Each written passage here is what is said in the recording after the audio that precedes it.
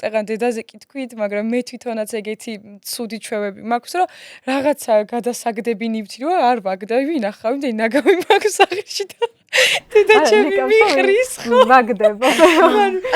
რაღაცა ჩარჩენილი მაგის ტრამვები რომ არ ყველაფერი საჭიროა. არ უნდა რაღაცაში რომ დამჭირდეს და ჩემს აღარ შემოხვიდეთ. ისეთი სისულელე ნივთები გატეხილი რაღაცა რომ აბა შევაწებებ და იმაში გამომატე. ხო, ესეთი გაჭირვება იყო. და ბედნიერება რომ ესე სიხარულით იხსენებ. კი, აი მართლა ღმერთს მადლობა რომ კი იყო ძალიან ცუდი პერიოდი რომ ესე მიდიოდა რა თქმა უნდა, მაგრამ ხალხი აქ არის და უარეს მდგომარეობაში არის ამ დილ წლის განმავლობაში ის ხალხი, ვინც ჩვენთან ერთად კიდევ გაჭირვებაში იყო ადრე და კიდევ არიან პირობითად, ვინც დარჩნენ ამ იმ ეტაპზე. და დედა რო წავიდა, კი ცუდი იყო და ძალიან ბევრმა გაამტყუნა რომ შვილები როგორ დატოვე, მაგრამ ისეთი ცხოვრება მოგვცა მართლა რომ ამის იქეთ რომ შეგვიძლია რომ თამამად ვიარსებოთ, თამამად ამაყად უკვე ამაყები ვიყოთ და დამოუკიდებლობის საშუალება კი, ზუსტად.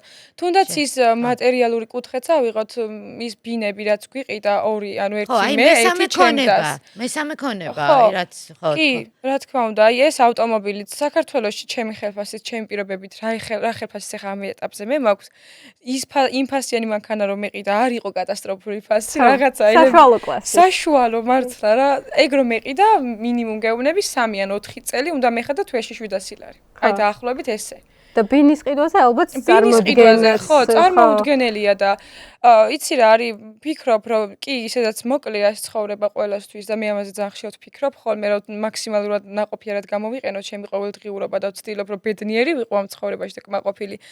მაგრამ უყურეთ როგორ არის ჩემი გადმოსახედიდან რომ ის 4 წელი მირჩევნია რომ დავკარგო პირობითად მეც ესე ვფიქრობ. დავკარგო 4 წელი რაღაც კონკრეტული ბედნიერება, ცოტა ხანი უფრო მეტად ვიწვალო, რომ ის ბევრი რამე მქონდეს, რომ მთელი ცხოვრება არ იწვალო მე და მთელი ცხოვრება ტანჯვაში არ იყო.